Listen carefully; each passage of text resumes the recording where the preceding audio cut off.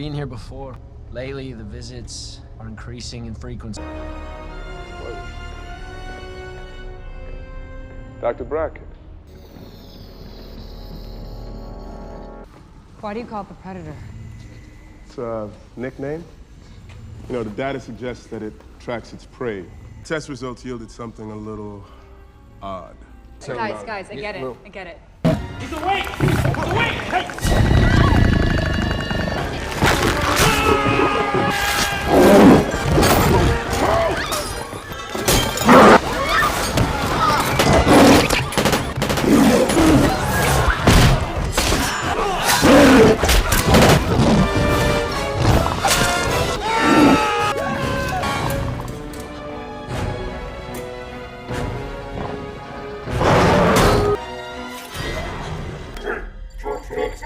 George Thomas K.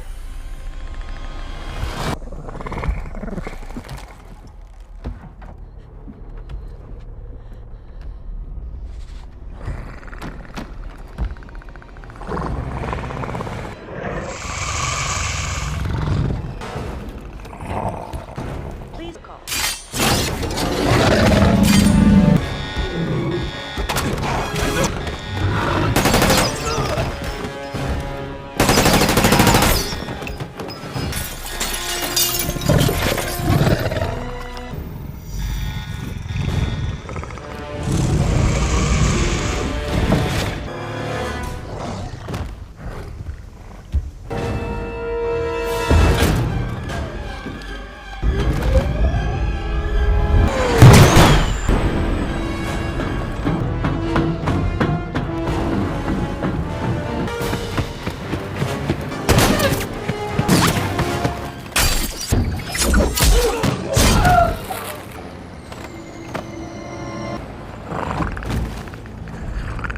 I can't do it, son.